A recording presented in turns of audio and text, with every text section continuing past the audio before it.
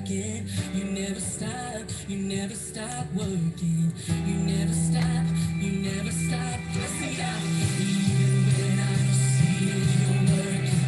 Even when I don't feel it, you're working. You never stop, you never stop working. You never stop, you never stop working.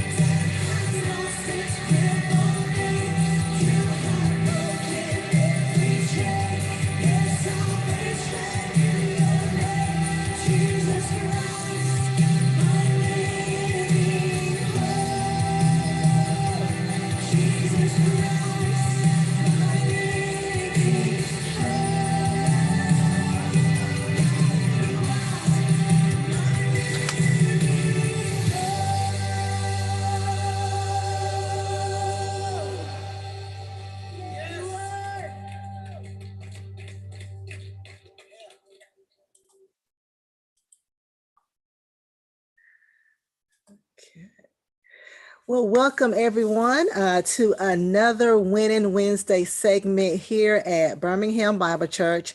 To all of our guests, to all of our friends, just hello. We'd like to welcome you to our Winning Wednesday. As you, of course, already know, this is a time and a space where we like to bring you topics to educate you, to empower you here on this earth. You know, here at Birmingham Bible Church, we love to feed your soul the Word of God, and Pastor Mason does a great job doing so. And we also want to give you the tools to live right here on this earth, to have life and to have it more abundantly. So as is our custom, please make sure you tag, make sure you text, and make sure you share. That's right. We want you to tag some people in the Facebook comment section. We want to make sure you are texting some people, just kind of what is going on right here, right now, here at Birmingham Bible Church, and we want you to share this broadcast. This is a new month, y'all. It's the month of September. We can start getting out those pumpkin recipes and, you know, start smelling the house with good spices, and hopefully the leaves will start to change. But it's September. It is fall. The heat just won't let us have fall weather just yet. But, you know, it's a brand new month. And so with that, of course, here at Birmingham Bible Church, we have brand new topics, brand new speakers. We have, of course, there are different monthly observations, and September has a one that we have not dived into, and that is National Pain Awareness. And so you may know someone who has physical pain. You may have been in some type of physical pain, whether it was temporary, whether it is chronic. But when you're in pain, it just interferes with your life. You know, you just can't. You can't think, you don't want to do anything. It's depressing. It could be frustrating. You can't do a lot of the stuff that you want to do. And so I couldn't think of anyone better who could talk about this topic than our person for today. She has a vast amount of knowledge into this topic. She did her dissertation in it. I mean, she has so much knowledge. We just had to break it up into 2 segments. And so she's going to come back later on this month and talk about it as well. But she is down to earth, Larissa has always just been available to not only church, but to our family. I can text her questions and she responds. We referred her to other people. We've just known each other for a couple of years now. I've had the cooking well group I was just so honored to be a part of, where her and Judy really taught us how to cook well for our families. But she just has a lot of information, a lot of experience on this, personal experience on this. And so once again, I need you to tag, I need you to text, I need you to share this information. I need you to tag, I need you to text, I need you to share it.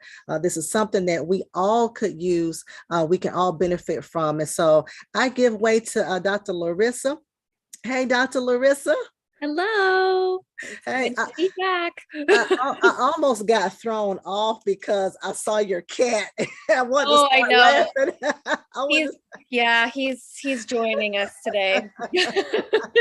It's okay. And just to let the audience know, and I know that you're gonna talk about this as well. But you have the dog Greta, but Greta is a service dog because you just have, you just have a lot of experience, physically as to why, you're able to talk about this. But you can introduce yourself however you want to, and then you can give way to your presentation. Yeah, for sure. So thank you for the wonderful introduction as well, Lady Pam. I always love coming to Birmingham Bible Church and talking. And normally I'm talking about nutrition, which is like half of what my studies are. And today I get to share the other half, which is super exciting. So like Lady Pam said, I'm Dr. Larissa Strath. I am, I guess, technically a nutritional neuroscientist, but I did my dissertation and have continued to do my research surrounding nutrition and chronic pain. So I'm excited to share that with y'all today. I'm going to dive right in because like Lady Pam was saying, there's a lot of information. Chronic pain is, an area that we don't really talk about as much, even though it is super, super prevalent. So today I'm going to kind of go through what chronic pain is, kind of demystify a lot of the terms, and then kind of get into some lifestyle interventions, diet being one of them. So things that you can actually implement today when you turn your computer off, and some changes you can make to either help treat chronic pain or prevent it as well. So I'll go ahead and get started. So like I said, we're going to do, what is pain? What is chronic pain? The prevalence of chronic pain here in the US, some of the causes of chronic pain, and then some lifestyle interventions. So first, to kind of start, I just want to go over what is pain. I think that's kind of, if I were to ask you what pain is, a lot of people will go, well, it's pain. So there is an actual definition. It is an unpleasant sensory and emotional experience associated with or resembling that associated with actual or potential tissue damage. So this is the new definition of pain as of 2020. And there's two kind of things that I want to highlight. One, that it's a sensory and an emotional experience. So there is obviously going to be some nervous system involvement in terms of the sensation that you're feeling, but there's also going to be emotional components. So it is distressing. It is not a pleasant feeling. And then the other thing I want to highlight is it's associated with or resembling that associated with actual or potential tissue damage. So there can be tissue damage. There can, be a broken bone. There can be a cut. There can be a pulled muscle. But in some chronic pain conditions, there is no kind of tangible reason to have the pain, yet the pain is still there. So if you know someone and, you're like, oh, it's all in their head, it really is not. There is actual conditions that, you may not actually physically see anything wrong, but there is still this pain. And that kind of leads me to my next point, is that it's unique to every individual. So every single person has a different experience with pain. So just because something is painful for you doesn't mean that's painful for somebody else, and vice versa. So there's two different kinds of pain in terms of their length. We're talking about kind of diagnostic criteria. So the first is acute pain. So acute pain is probably what you first thought of if you don't have chronic pain. It is usually short-lived, and it's usually associated with some type of injury, like you roll your ankle, you've got some pain in your ankle, and as your ankle heals over time, the pain also goes away with it. That is completely normal, completely healthy, and required for life. You know what I mean? But chronic pain, on the other hand, does not subside with the healing process, or, like I said, has no pathological source. And for it to be deemed chronic, it needs to either be persistent or recurring, so kind of go away, coming back every other day for at least 3 months. And there's two governing bodies that basically look over all of the research and all of the kind of treatment plans for all of this here in the US. So the first one is obviously the international one. So it's for everybody on the planet. So it's the International Association for the Study of Pain. So you can go look these people up as well. And then in the United States, we have our chapter, which is the United States Association for the Study of Pain. And I'm going to put all of their resource, their links, everything at the end for you as well. So 6 keynotes on pain, since we're talking about it. Their new definition from ISP, the International Association for the Study of Pain, they put out these 6 keynotes, which I think are super important to understanding pain and kind of everyone getting on the same level in order to understand people who might have chronic pain, even if you don't have any personal experience with having chronic pain. So one, like I said, pain is always going to be a personal experience, unfortunately, and there's no way for me to, get some kind of machine and measure, how much pain you're in. It's always going to be a personal experience. I'm not going to be acutely aware, and it's influenced by varying degrees by different biological, psychological, and social factors. And I'm going to get into those here in a moment. Number 2 is that pain and nociception. So nociception is the phenomena where your nociceptors, which are a type of nerve that you have, respond to some kind of stimulus. So I'm sure everybody has gotten a massage and they're like, ooh, that's like the good pain. That's the best way I can describe it. And you're feeling something, but it's not necessarily distressful to you. There's that emotional component. So pain cannot be inferred solely from activity in sensory neurons. So that's all that means. So through our life experiences, this is number 3, people will learn the concept of pain. So it is also a concept. So I know for some women, they're going to say the worst pain that I've ever felt in my life is, childbirth. So everything that they compare is going to be compared to childbirth. I have not gone through childbirth, so everything I compare is going to be, to me, having my knee reconstructed, for example. If you've not gone through anything like that, it could be just stubbing your toe. Like stubbing your toe could be the worst pain you've ever felt in your life. I'm jealous of you if that is the worst pain, but that is what you are comparing to. And so for that reason, a person's report of an experience as pain should always be respected. This is very, very important for physicians to respect their patients, for us to respect our family and friends. And if they are in pain, we need to respect the fact that they are experiencing pain. So number 5, is although pain usually serves as an adaptive role, again, pain is nothing that we need to be afraid of. We need to completely get rid of. It usually indicates something is wrong that we need to draw our attention to. However, it may have adverse effects on function and social and psychological well-being. And again, we're going to kind of get more into that, especially as pain gets chronic. We see a lot of effects on the social and psychological side of things as well. And number 6, this again, I mean, they're all important, but this is, I think, probably one of the most important, is that verbal description is only one of several ways to express pain. So the inability to communicate does not negate the possibility that another person or an animal is experiencing pain. So there are a lot of individuals, especially as we get older, who have certain conditions, who end up being nonverbal, and they're not able to express like, ouch, okay, that hurt. Just because, an animal, can't talk to you and be like, wow, that really, really hurts. It doesn't mean that they're not experiencing pain. So that's very, very, very important, and very important to be aware of as well. So now just kind of getting more into chronic pain. So what are the types of chronic pain? You might just now realize that you do have chronic pain. You didn't even realize it. So there are 7 main types of chronic pain that I'm just kind of briefly go through. So the first one is chronic primary pain.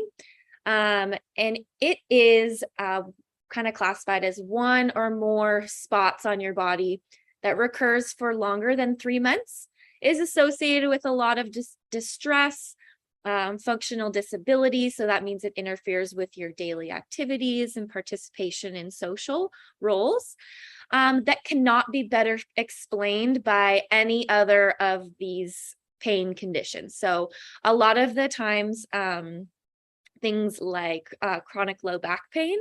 So a lot of people will have chronic low back pain with no specific cause. There's no slip disc, there's no pinched nerve, there's no muscle tear, there's nothing. And in fact, about 90% of chronic low back pain conditions, or cases, I should say, are actually, they have no identifiable cause. Only about 10% of them do. So the things like chronic low back pain, neuropathic pain, chronic widespread pain, fibromyalgia also falls in here. So again, that's a chronic widespread pain condition, as well as irritable bowel syndrome. So the second type is chronic cancer pain. So pain is often a frequent and debilitating accompaniment of cancer. So chronic cancer pain includes pain caused not only by the cancer itself, so by the primary tumor or anywhere it's metastasizing, but also pain that is caused by the treatment. So things like surgery, chemotherapy, radiotherapy, etc. The next kind is your chronic post-surgical and post-traumatic pain. So again, like I said, so chronic pain persists beyond normal healing. So when you have surgery, normally you will heal, and usually everything's fixed and you're good to go. But sometimes if you have post-surgical, or you get in some kind of an accident, and you have an injury, people can go on to have chronic pain that persists after even they are fully healed. So this pain has to persist usually about 3 months after surgery or tissue trauma. The next is chronic neuropathic pain. So this is caused by a lesion or disease of the nervous system. So specifically our sensory nervous system. So it's going to provide information to our brains, including the skin, musculoskeletal, and visceral organs. So there's usually some kind of nerve injury surrounding there for it to be considered chronic neuropathic pain. This is probably the most common right here. It is the number one reason people go to the doctor, and it is chronic headache. And then also orofacial pain is also in this group. So orofacial pain means anything on the face, scalp, the eyes, anything like that. And for it to be classified as chronic headache or orofacial pain, you need to have the pain occur on at least 50% of the days in the last 3 months. So these are things like chronic migraine, trigeminal neuralgia, TMJ, all that kind of stuff. 6, we have chronic visceral pain. So that is pain that is persistent or recurrent that originates from the internal organs. From the head and neck region, the thoracic, abdominal, and pelvic cavities. So the one that I always think of is my own personal experience with chronic menstrual cramps. That is actually considered chronic visceral pain if you have very, very intense menstrual cramps. Other things such as stomach pain and other kind of abdominal pain as well. Any kind of pain in your chest, it's going to be classified as chronic visceral pain. And last, and probably the second most common, is your chronic musculoskeletal pain. So it's persistent or recurring pain that arises as part of a disease process directly affecting your bones, joints, muscles, or related soft tissue. So this is things like arthritis, any kind of wear and tear disorder, rheumatoid arthritis, all that kind of fun stuff. Well, not fun, but all that kind of stuff. So the problems that we have with pain, other than it being painful, is that there is quite a bit of us that are suffering from it. So 1 in 3 Americans have chronic pain at any given time. So that's over 100 million people at any given time. And that is actually more than heart disease, diabetes, and cancer combined. So we think about how, big of a problem cancer and heart disease and diabetes are, and not to minimize them at all, because they are problems, but chronic pain is affecting just as much, if not more, than all of those combined. So it's a huge problem that doesn't really get talked about much. And because we don't talk about it much, there's just not a ton of research that limits our treatment options, et cetera, et cetera. In terms of the cost, other than your sanity and your social and psychological well-being and your physical functioning, it also has a significant economic cost. So it costs the U.S. economy about $635 billion every year, that we all need to make up for, like our taxes and all that kind of stuff. And it's due to treatments and lost productivity at work. So more days missed, as well as, even if you are there, you're just not quite being as productive as you normally would if you were not in pain. And then third here, so 75% of chronic pain patients report feeling hopeless and depressed. So if you can imagine, that's 100 million people. So about 75 million people feeling chronically hopeless and depressed due to their chronic pain. So like I said, chronic or pain itself is a sensory thing. It's got the sensation, but there's also an emotional component to this as well. Like I said, because we don't really talk about it all that much, there is still a lack of understanding. So researchers such as myself and my colleagues, we're still trying to uncover pain pathology and mechanisms. We still don't exactly know 100% what's going on. And sometimes, we go to the doctor and expect them to know everything, but if the researchers don't know anything, the doctors sure don't know anything. We're kind of stuck right now. So we're doing the research process. And because of that, we have limited education. So I know when I was in school at UAB, we were one of 4 universities in the country that offered a pain course. So one of 4. That's it. So, and that's for the students. That's for the medical students, everything. So there's just not good pain education for providers and not good pain education for providers to their patients as well. So that kind of leads to improper pain management and, it's hard to make pain care decisions if there's a limited education there. And because of that, we, as a result, have a lot of poor treatment outcomes. So in the doctor's office, there is high levels of dismissal where, a lot of physicians, nurses, everybody, they just kind of say, oh, well, you can't be in that much pain, or they don't believe you, or people think that they are being not taken seriously. That is far too common for people who have chronic pain. There's also potential addiction because right now the gold standard of chronic pain care that works the best is opioids. And a lot of people either don't want to go on opioids because they're afraid of it. They do become addicted to it, or often if they have, familial history of addiction, the doctor just won't even prescribe it. So that's another dismissal kind of case. And at the end of the day, you just have unsuccessful pain management. So treatments for chronic pain have advanced, but like I said, they're still largely based on the opium poppy, which leads us to opioids, as well as coal tar, which is the derivative of acetaminophen, actually. So in order to progress forward, we, as a research community, as a physician, MD perspective, as well as just, the everyday community, we need to start viewing pain as something probably different than what you grew up thinking it was. So like I said at the beginning, our first of the 6 key points, pain has biological, psychological, and social factors. So this is what is called the biopsychosocial model. And in order to successfully treat pain, we have to attack it from all 3 areas. So my research primarily focuses on some of the biological things. So things like nociception, inflammation, diet, brain function, disease severity, all those kinds of things.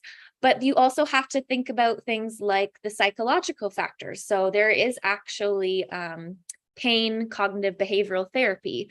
So to work on your mood, your catastrophizing. So catastrophizing means you in your brain start to kind of build it up as something bigger than what it needs to be, as well as rumination, which means you're constantly looping it in your brain. You're constantly thinking about your pain. Chronic stress and some coping mechanisms, those are all things that are going to influence how much pain you're feeling, and can be treated with psychological therapy as well. So if you do experience chronic pain, yes, the medication, the lifestyle interventions in terms of the biological factors are awesome, but we also need to take care of our minds as well. And then third, look at the social factors of things. So things like our culture. What does our culture say about pain? Is it something to be viewed as a challenge? Is it something that, pain makes you better? Or is pain a punishment? Your social environment. Are you experiencing, again, chronic stress at your job or in your family? Socioeconomic factors, so things like income, education and employment, as well as, and this is a really, really big one we're learning, social support. So what does your support system look like if you're in pain? Do you have support to, go to your doctor's appointments? So they're being kind to you at home, all of that kind of stuff. So some of our biological risk factors for having pain are as follows. So old age, as we age, obviously things degenerate. So people tend to be in more pain as they get older. I study the genetics and epigenetics side of things. So there are some genes for certain pain conditions, as well as there are environmental things like diet that can actually turn some genes on and off. That could go on to influence how much pain you're experiencing. Your race and your sex are also really important. So the research shows us that females are much more likely to have chronic pain. They actually make up about 70% of the chronic pain population, as well as African Americans are more likely to have a chronic pain condition as well. And they actually report more sensitivity to the same stimulus compared to any other race. So that's very, very important to know, especially with previous research that was done in the past that very, very clearly said the opposite. And we now know not to be true. So again, then we get into things like obesity. So obesity, not only is it going to put a large load on your joints, so things like your knees, and kind of wear at them a little bit more because there's more weight. There also is a pro-inflammatory state. So being in a state of obesity increases your inflammation and your level of pro-inflammatory compounds that are circulating in your body. And those pro-inflammatory compounds will stimulate those pain sensing neurons.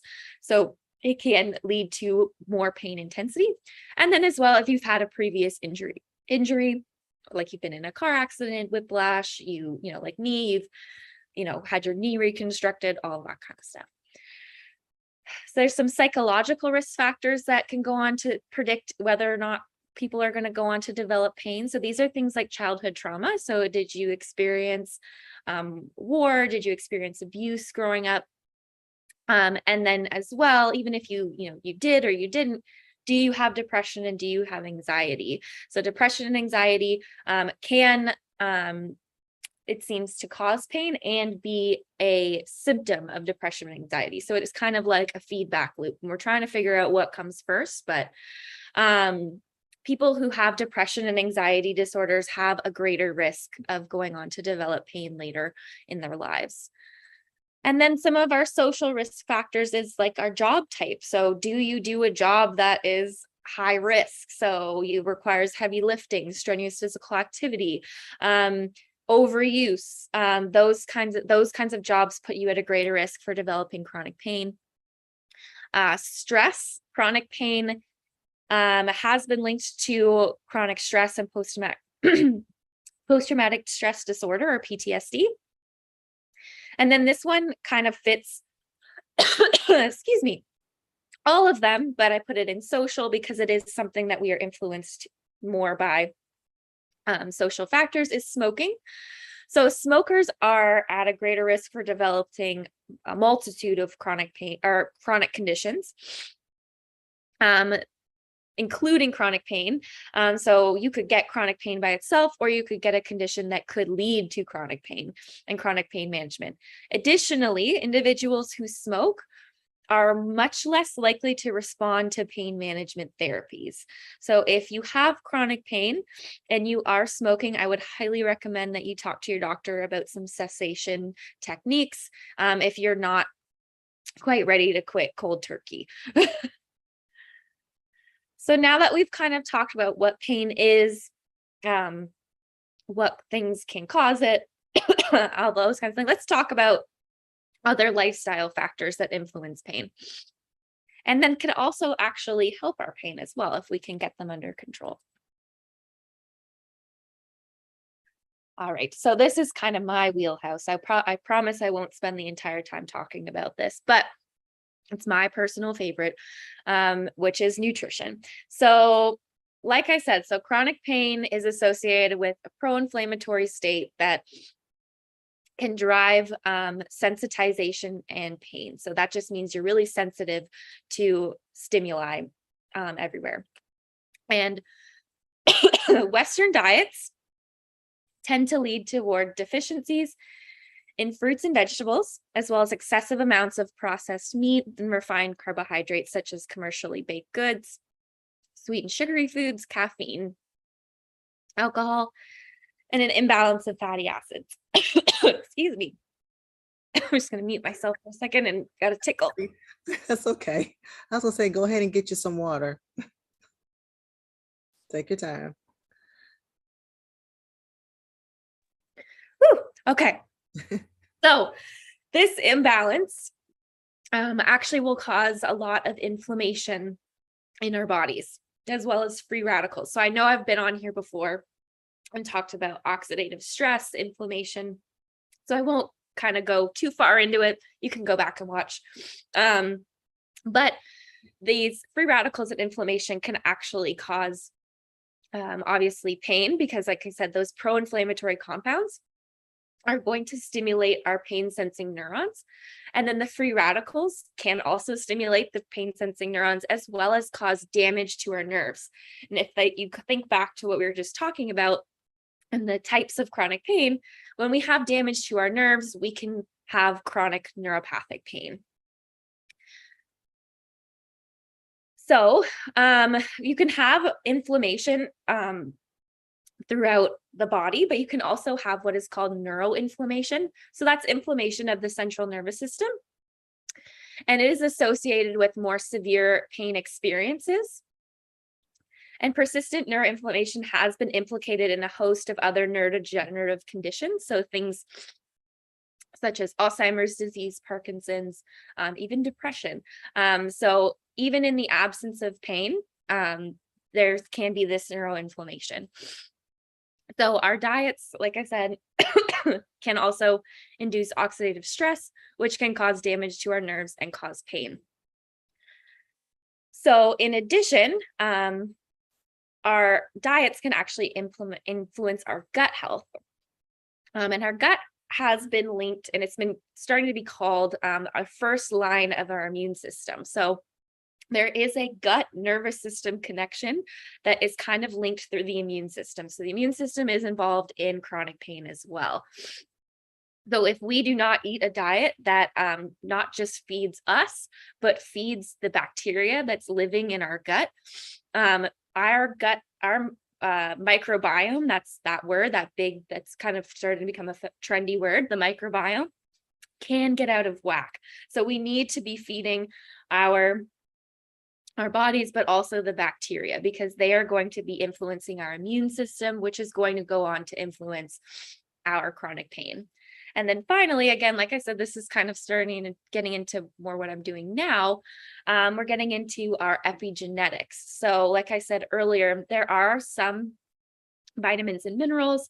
There are, when you have excess amounts of refined carbohydrates, fats, all those kinds of things that are unhealthy, we can actually start to turn genes on and off. So these genes can be receptors on our pain sensing neurons. So we could have an overabundance of these receptors that make it really easy for those nerves to fire and for us to feel pain. Or, and again, this is kind of more my area, we have a lot of genes that are turned on that go on to promote inflammation and go on to activate our immune system and kind of rev it up. And I know if you've ever been sick, if you've ever had COVID, if you've ever had the flu or a cold and you get those muscle aches, when your immune system gets fired up and there's that inflammation kind of floating around, there is pain associated with it. So yeah, so it also affects our genetics. So overall, a poor quality diet increases the risk of having pain by almost 50%. And a good quality diet decreases the risk of having pain by about 25%. So that was some research that I actually did in my dissertation. So a good quality diet, so that's things like your leafy greens, your healthy fats, fruits and vegetables, not a whole lot of sugar, will help decrease the risk of having pain by 25%.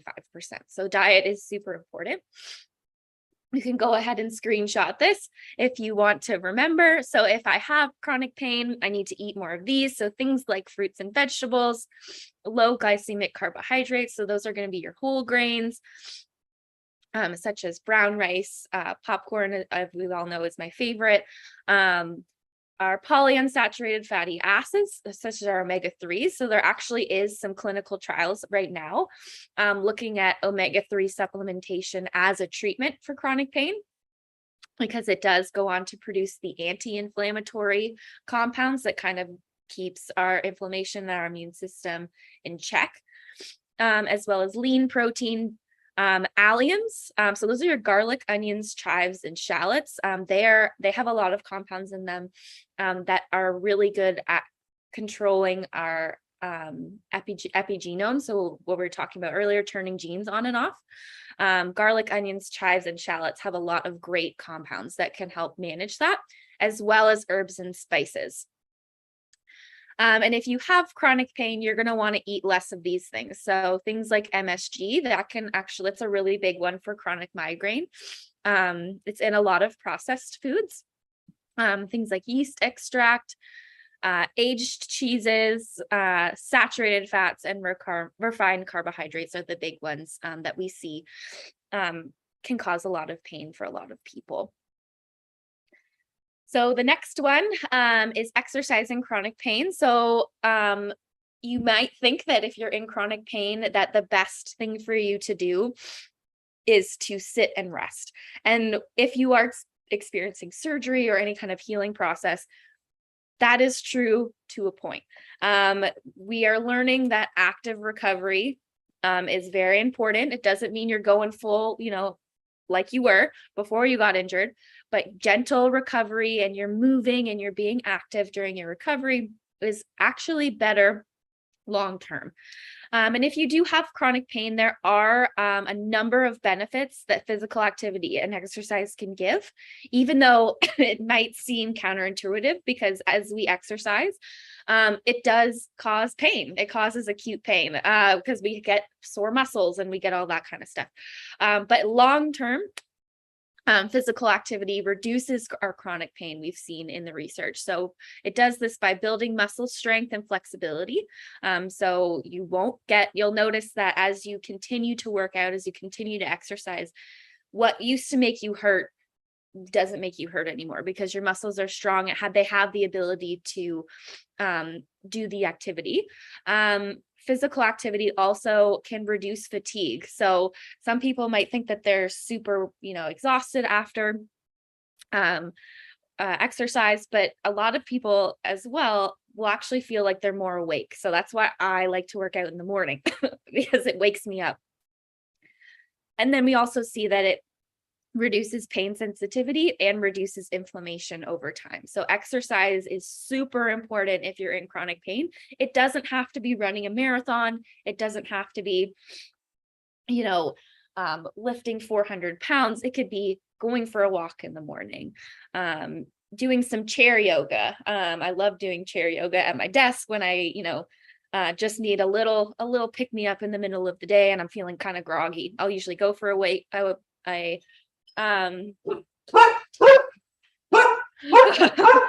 here. 1 second. I see. Get my dog to be quiet.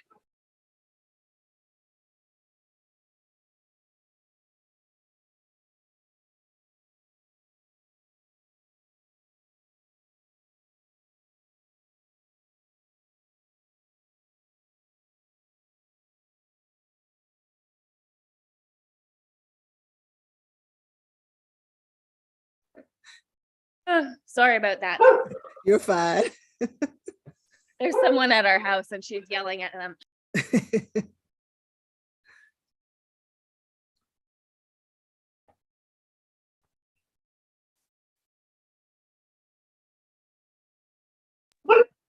Okay. So once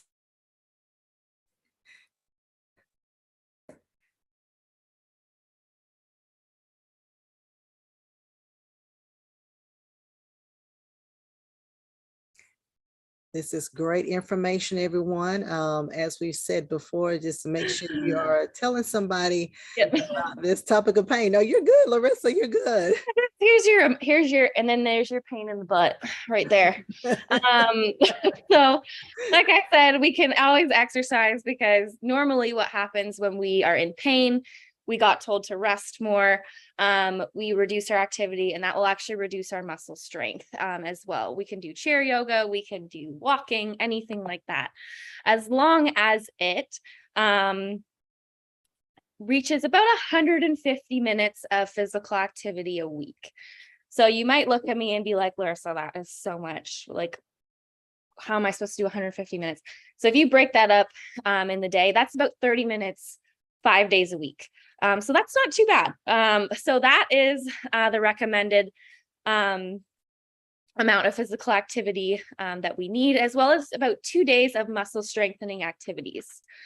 So these are things like Pilates, yoga, weightlifting, all kinds of things like that. So find something that is fun. That's the other thing that it's important, is it shouldn't be a chore. Find something that you enjoy. A lot of the time it's a lot easier when you have a friend that you can do it with. So, waking up in the morning and going on a walk with your friend is probably one of the best ways you can start to incorporate some more physical activity. So this is another common complaint with people who have chronic pain, is their sleep. So a lot of individuals with chronic pain have difficulty sleeping. And then in turn, the lack of sleep actually can make pain worse. So it's this kind of perpetual cycle. So frequent nighttime wakings is the most common issue for people who have chronic pain. Some conditions might flare up at night or be provoked by certain sleeping positions. Others may cause persistent pain that just doesn't ease at night if you're in the hospital or a long-term care facility. This might pose additional challenges such as a noisy environment or an uncomfortable bed. So, as we sleep, we cycle through light sleep, slow wave sleep, and rapid eye movement sleep, or REM sleep. So in order to feel well rested, we need to have a balance of all of these sleep stages, especially our REM sleep. So when we disrupt this cycle and we kind of interfere with the progression of the sleep stages, that's when we have less restful sleep and next day tiredness. So like, I'm sure everybody's had a sleep where like, I know I slept, but I feel exhausted. So a lot of people who have chronic pain don't make it into REM sleep. So apart from the pain itself, but people with chronic pain also experience one or more sleep disorders, such as obstructive sleep apnea or restless leg syndrome. So medication for pain or for chronic illness may also carry side effects that interfere with sleep. And pain can also be accompanied by anxiety, stress, and depression. And these conditions can cause sleep problems in their own right and should be treated as part of the overall health plan. All right. So in order to kind of get our sleep back on track, if you have chronic pain, I know it can be really difficult, but investing in things and materials such as pillows, some pillows, a really good pillow. I invested in a pillow that was actually made for people who sleep on their side, and that I found really helped with my chronic headaches. It almost eliminated them actually.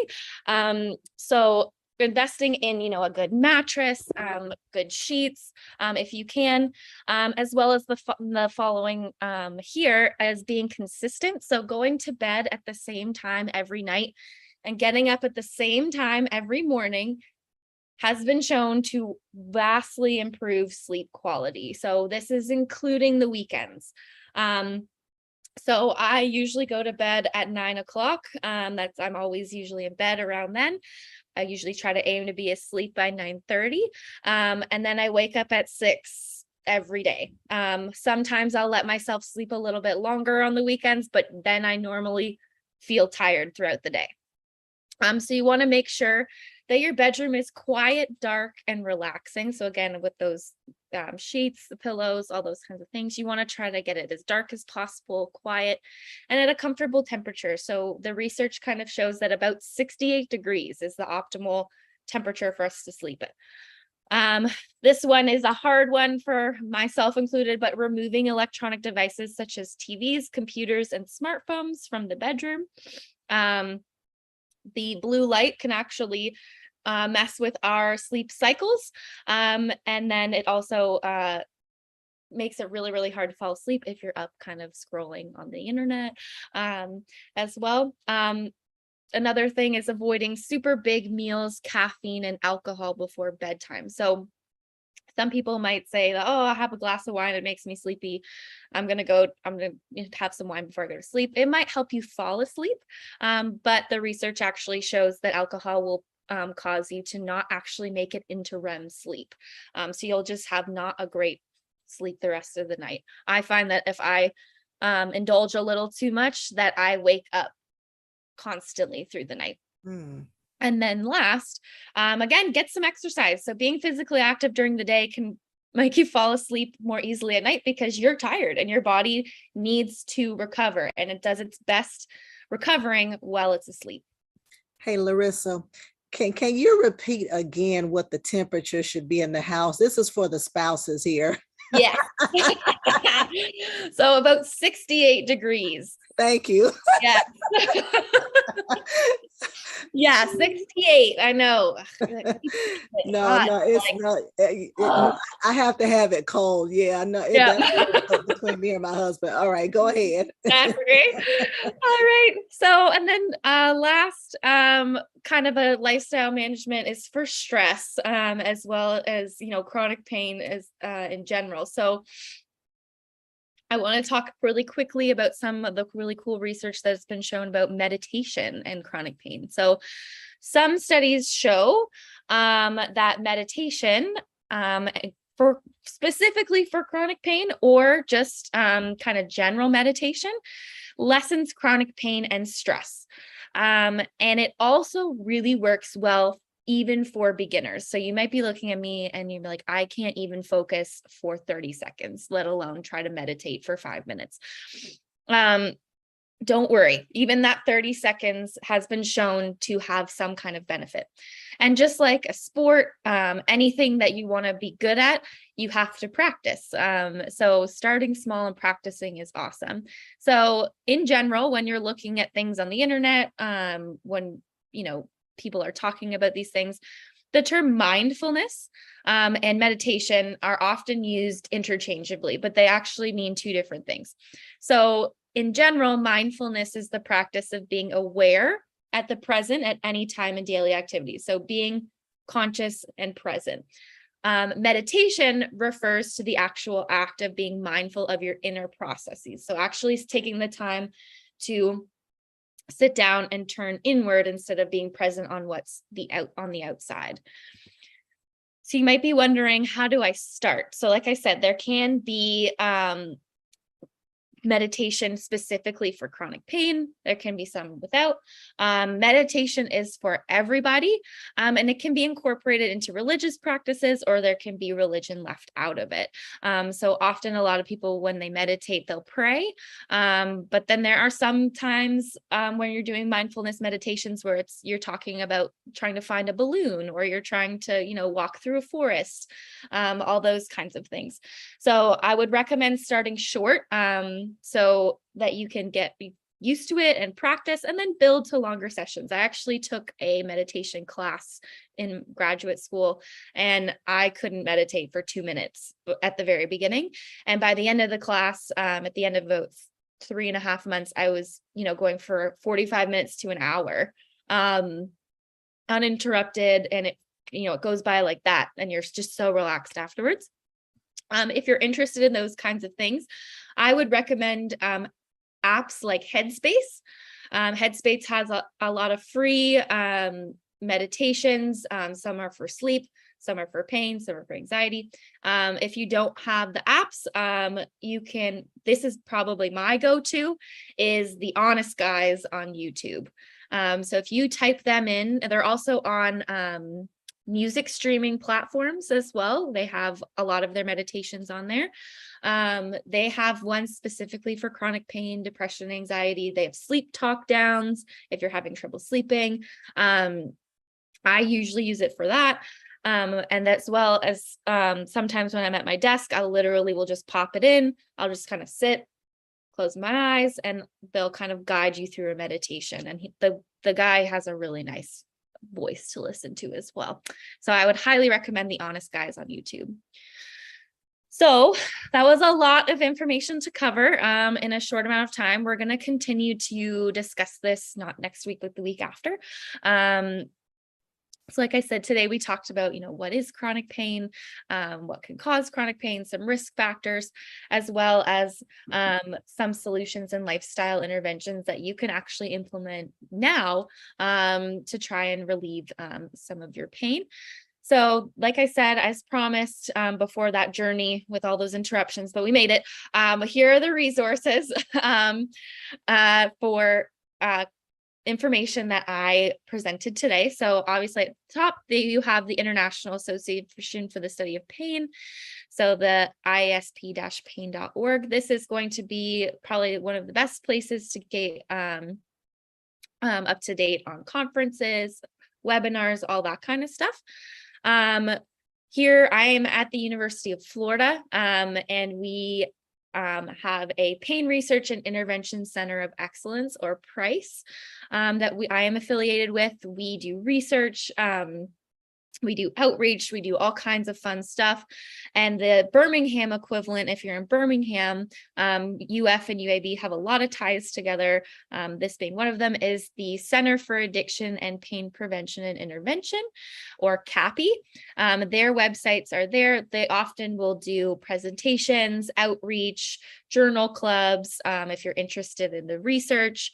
And they also provide a lot of opportunities to sign up for research as well. So if you are in an area where research is happening, you're kind of near a university, you're near a hospital, if you have chronic pain and you are willing and able, I would please, please, please sign up for some studies, because like we said, we don't understand pain totally. So we are trying to understand, and without volunteers, without people willing to share their experiences with us, we can't go any further. So please, please, please sign up for studies. You can go on to the PRICE website or even the UAB website. My Instagram is there, Dr. Larissa Strath. And then the Pain Research Forum, that is associated with IASP.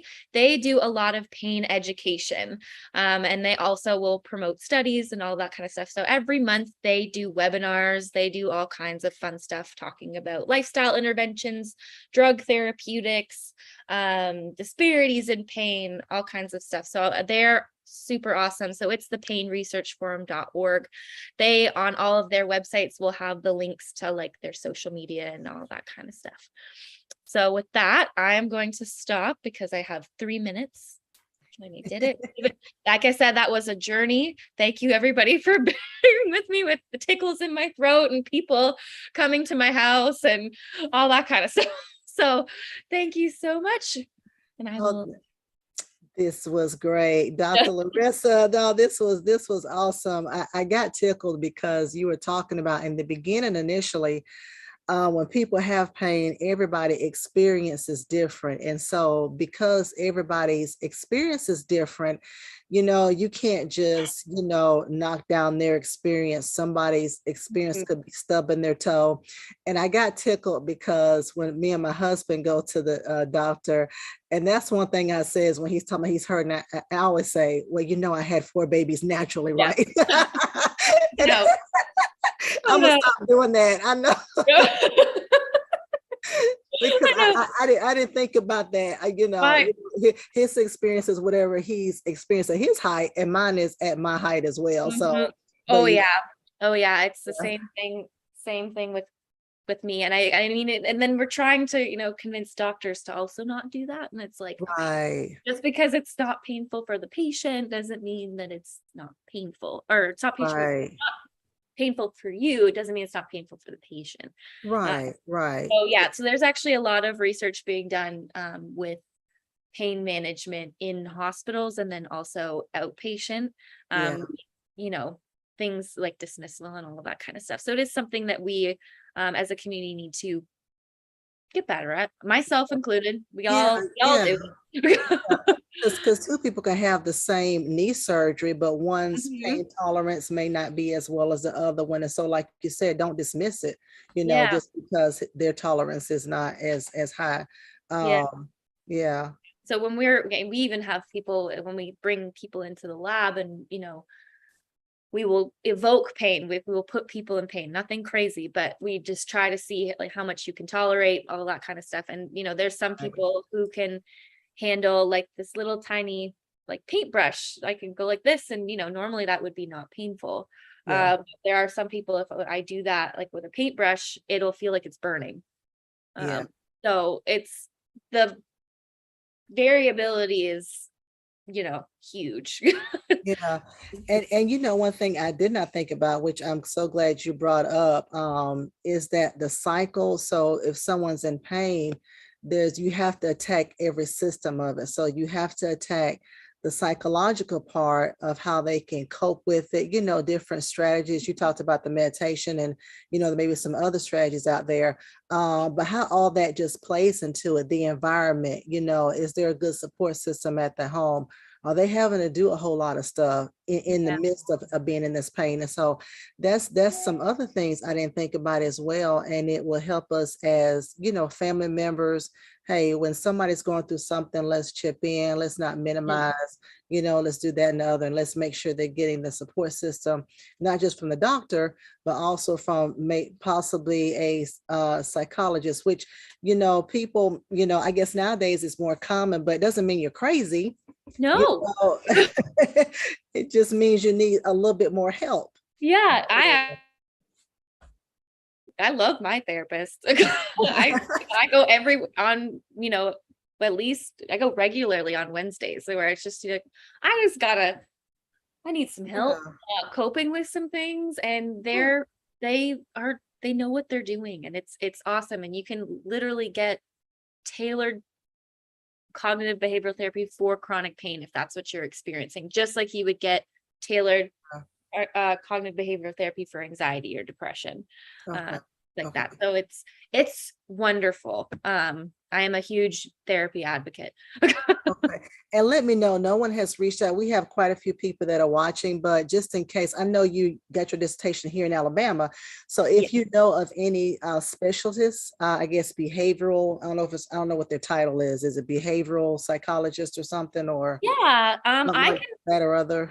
Yeah, I can make a list and stick it in the comments, because I do know a few that are at UAB. And then if anyone's watching and is in Gainesville, I'll also put some of the contact information in Gainesville as well.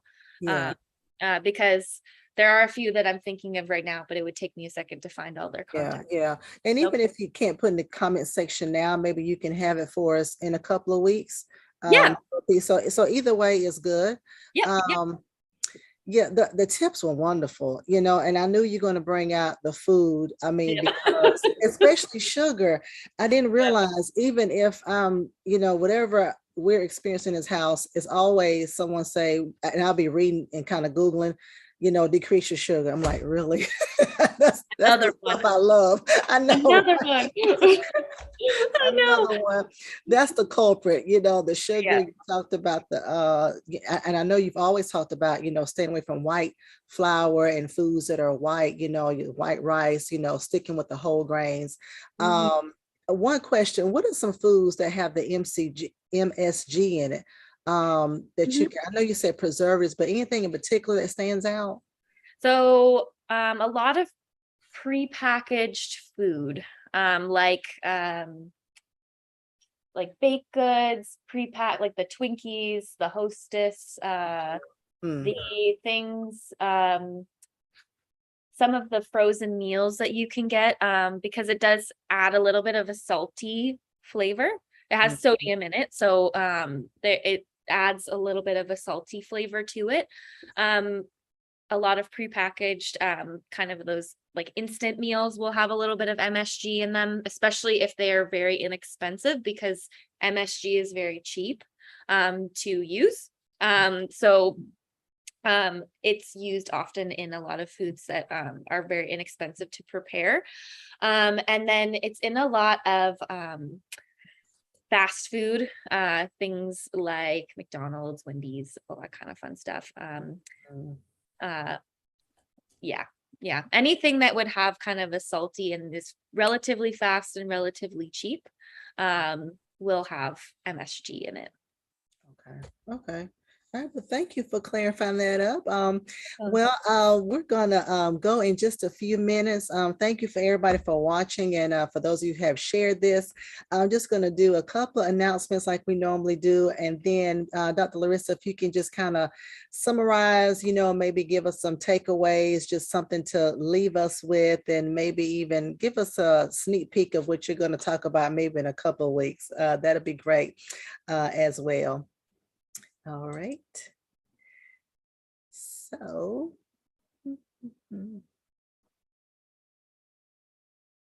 All right.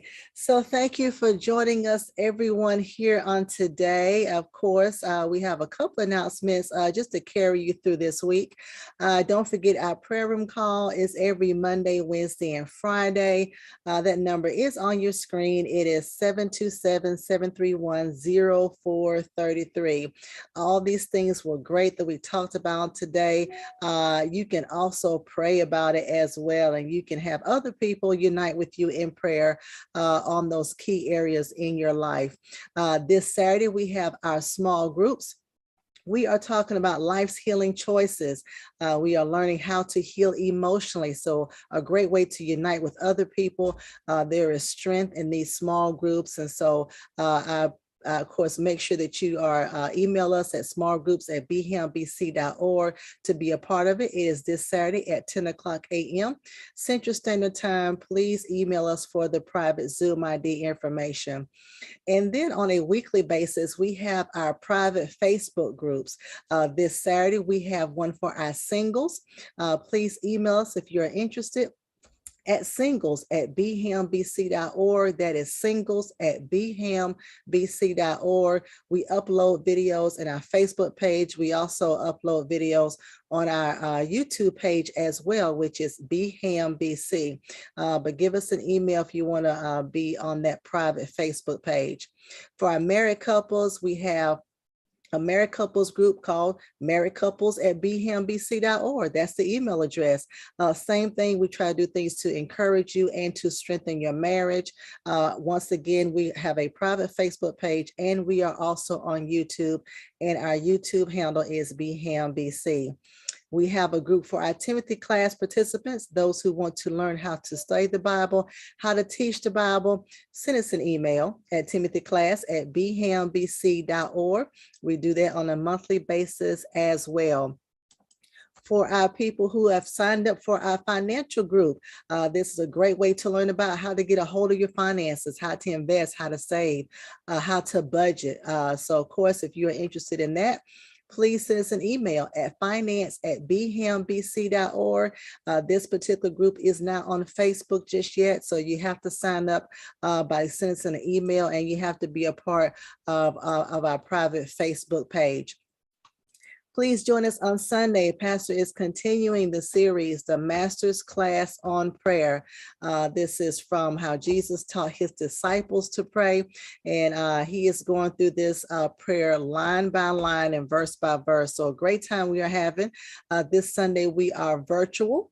So make sure you join us on all of our social media handles. We'll see you guys on Tuesday, studying scriptures with Pastor Mason. We are walking through the book of James every Tuesday at 11 o'clock a.m. Central Standard Time. Please make sure you keep in the forefront of your mind that we also broadcast throughout this world and country through one place, oneplace.com. Do a search for Dr. James H. Mason III once you get on oneplace.com, and you can see all of his messages that are archived. He is also on 6 different podcasts that are listed on your screen, and they are on our website at bhambc.org. If you scroll towards the bottom from that homepage, you can actually click on these and you can go directly to those particular podcasts. We are now on EFM radio, which is a great way that people in South Africa can listen to Pastor Mason. Over 185,000 people in that region can listen to him every Sunday. Of course, our time is 10:30 to 11. So if you care to join in and listen to it, you can do that as well.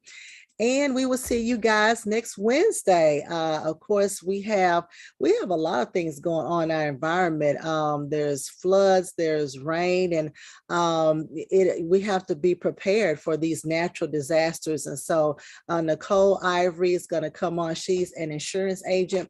She's going to tell us how we can be prepared for natural disasters. But Don't forget, join us in a couple of weeks. Dr. Larissa is going to talk more about chronic pain and also traditional type of interventions for that. So I'm excited to actually listen to that discussion once again.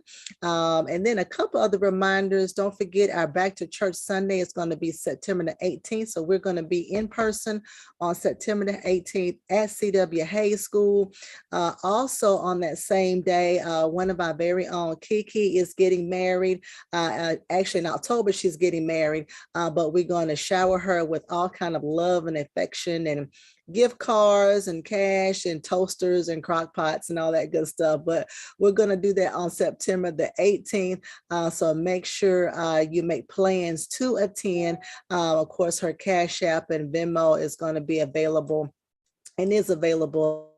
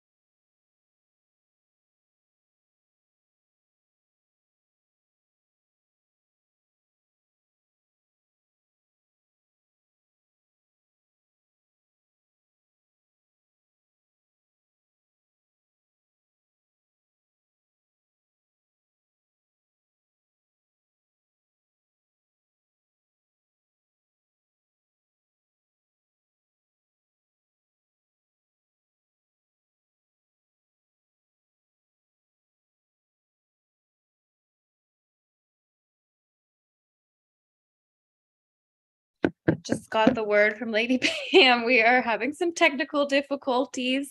So I am just going to finish up by kind of doing a recap and ending us off here. So once again, today we talked about chronic pain, kind of what it is, the fact that, everyone experiences it differently and that we should not discount anybody's experience with pain just because it might be different from our own. We also talked about the fact that we have to approach it from a biopsychosocial model. So we can't just hit it from just the biology or just the psychology or just the social things. We need to have a holistic healthcare plan for individuals who have chronic pain. As well as some lifestyle interventions, we talked about diet, exercise, meditation, as well as sleep. So all of those things are going to be important if we want to see improvements in our pain health. And I will be back again in a couple weeks to talk about some disparities. We're going to kind of talk more about how people don't experience pain the same. And, what exactly does that mean? What does that look like in the research, as well as some more traditional interventions from a healthcare perspective. So I'm looking forward to seeing everybody then. Have a good day, and I will see you all in 2 weeks.